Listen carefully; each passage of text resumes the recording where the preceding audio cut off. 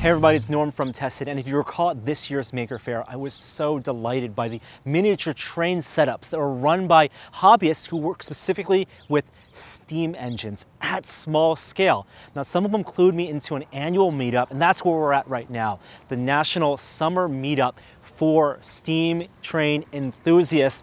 We're gonna watch some trains run, chat with some engineers, and learn how they exactly work. Let's go.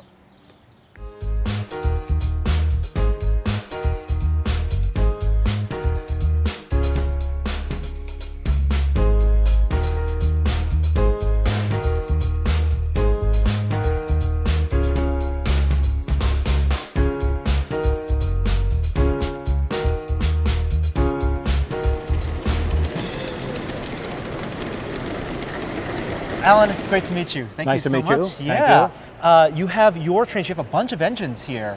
Tell me about this engine. This is a gas-powered Yeah, steam this engine? is a butane-fired steam engine. It's a small 260 mogul that Southern Pacific used for many years. They used them in the San Joaquin Valley as well as all over their system. This particular one has a lot of meaning for me because number 1727 was the actual engine number of the engine that switched my dad's chemical plant. He was chief chemist in a chemical plant, and I can remember as a little kid watching this thing make runs for the hill with pushing some cars up. So this is a standard engine, and as you can see by taking a look in here, it has all of the actual controls that you have on a steam engine. We call it the Burn Finger Society because it has water still boils at 212. Yeah. And I have big hands, and so you end up here. But if you come home from a weekend with a few burns, but no blisters, it's a wonderful weekend. That's great. Yeah. These are at what scale compared to the full, full size? This is 1 to 32, which is 3/8 of an inch to the foot. And so this would be standard gauge, a standard 4 foot 8.5 on 45 millimeter track. Now you can change the physical scale of the build of the train, but the physics of steam don't change. No, they don't change. Okay, I mean it's like it has all the usual things. When you have to have there's oil here, so that you need to have lubrication for the steam going into the cylinders so the cylinders don't lock up. That's an important thing. So we have that, and then we have, here's the fuel tank here that you can see, and we put water in it here, and there are two ways to get water into the boiler. You can either pump it like this, or there is an axle pump on the locomotive, and while it's running, we'll actually pump water into the boiler to keep the boiler level up. And having water in the boiler is a good thing. Right, yeah. You want to keep that running and cool. Right. So when this runs, when you're operating it, how does that compare to what an engineer for a full-size steam engine would do? Well, you have to do all the same things. All the same things. Okay, because if you want to reverse it, you have to reach in here and you have to adjust the Johnson bar to adjust the reversing on it. Okay, if you want to have open the throttle, you open it here, and that's the actual throttle. Lots of people have things that are radio controlled on this, but I don't have radio control RC. I have RCT, which is Redeker Chases Trains. You're running along the track because you are at full scale. You're not 132 scale. You can't pull those levers on the engine itself. Okay, so you have to go like that and then get in there. And then this is a nice little brass car that goes behind it that is correct for scale and timing on this locomotive. This one is done. This one is made by Accucraft Trains of Union City, California, and this one is imported from the United Kingdom. Now, these are examples of off-the-shelf, ready-to-run parts that you operate, but over here, you have some of your engines that you tell me are a little more modified. Right, now this one is pardon me, it was off the tracks here. We can't have an engine off the tracks in an interview.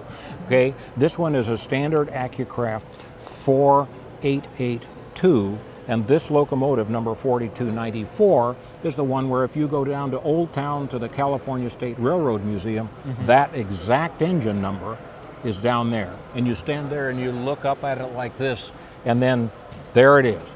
I'm getting a real sense that part of the love for this hobby is having the analogs for the real engines, and That's whether right. it's a personal connection or something you've seen, you want to find the ones that really ran. Right. And this one I only made a couple of modifications to it. I put a whistle on it, okay, and here's the little thing that operates the whistle. And in addition, I put lights on it. So let's see if we can find the right switch back here. Oh.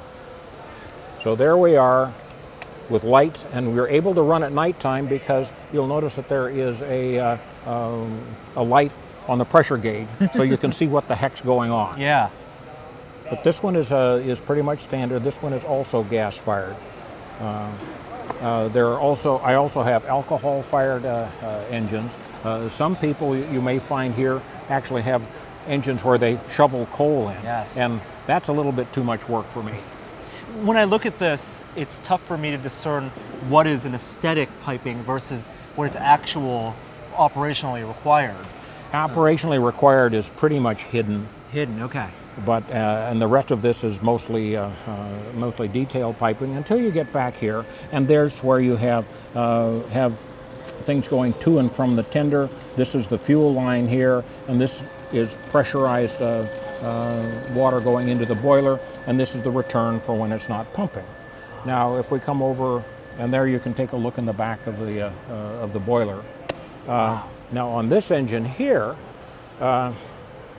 it also has lights, but I did something special with the lights on this one.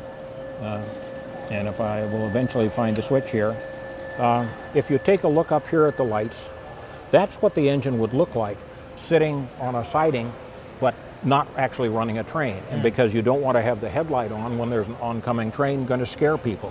So when you go out on the main line, the headlight comes on. So that's what we do. And again, this one is similar with all the piping and everything on the inside of it.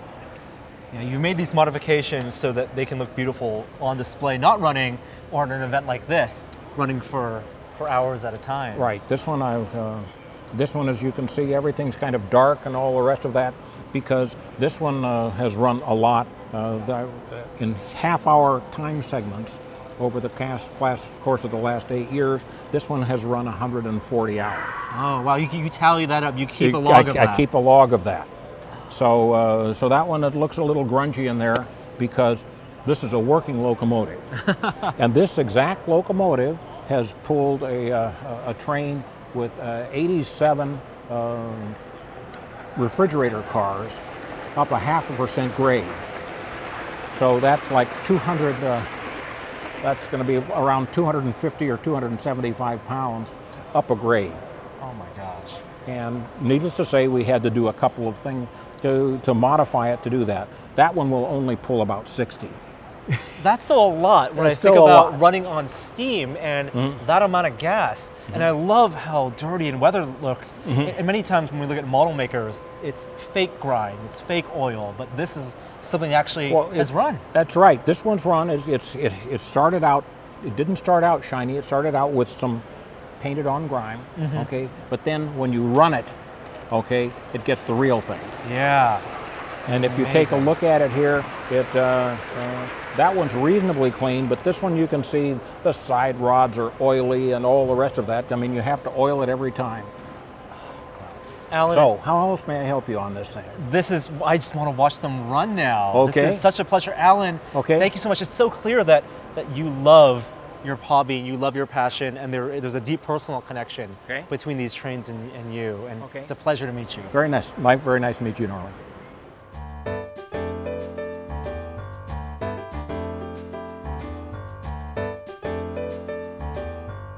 Rob, what's going on here? So the idea is that if we really want to have fun with these engines and really try to screw ourselves up really well, we put 3 of them together, and these guys are all running coal at the same time. So the challenge here is to not have one engine push too hard or pull too hard, because then the cars could sometimes even split apart. So the idea is that we guys have all 3 run together before, so we understand how it should work ideally. And so we all have to stop in coordination to add coal, to make sure the water's topped up. And that's the fun of it. Now you can see back here, Joel now has got low water in his boiler, so he's having to use his hand pump because we all have to go at the same time. So that's the real challenge behind it. Are you ready to go? All right, Yeah. we'll let you get going. Let's Thank go. you so much, Rob. Do you ever get nervous? Always. Always? You're never quite sure how it's going to work. Here we go. So we don't want any engine running faster than any of the other engines with this. And that's kind of the challenge.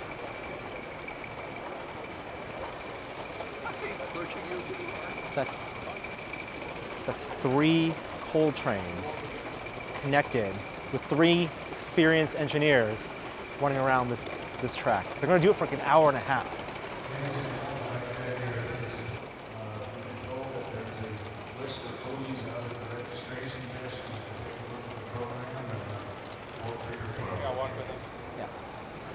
And it looks like we have them going.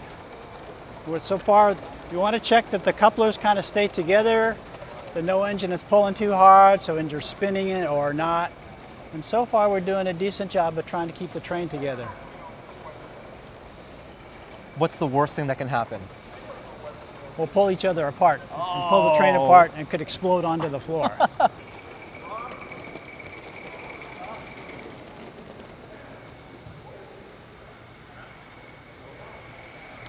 So we have a good glow going inside my firebox, and I hope everybody else's is the same.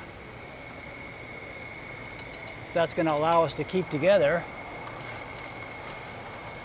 When you fire a coal engine, you have to make sure that there's no gaps in the coal so that the air can go through just that hole, which causes the rest of the coal to go out around it, which causes the fire to go out, and then you have to pull off because you're the doofus that can't run his engine.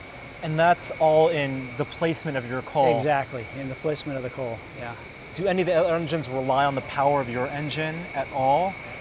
Well, we all 3 work together. Oh. It's just a heavy load of passenger cars here, passenger car and freight cars, so we all work together to get this done. And we all give each other the thumbs up or the thumbs down kind of thing when we're ready to go.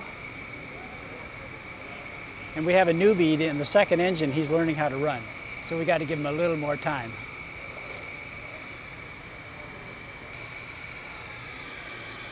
So the danger of sitting here and idling is that you can see, want to get a picture of this sight glass? Yeah, I see that the This water is level. the water level inside the boiler. If it gets down below the red mark, Yeah.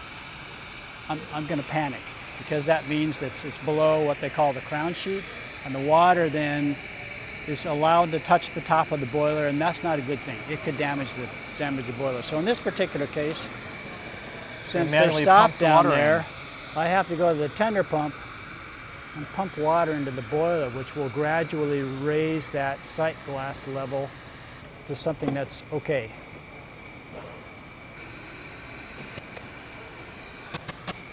Okay.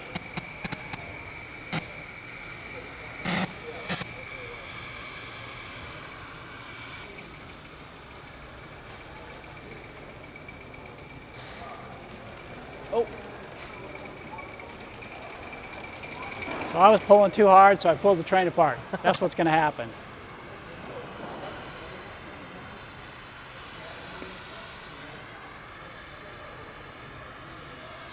It needs to be perfectly balanced, as all things should be.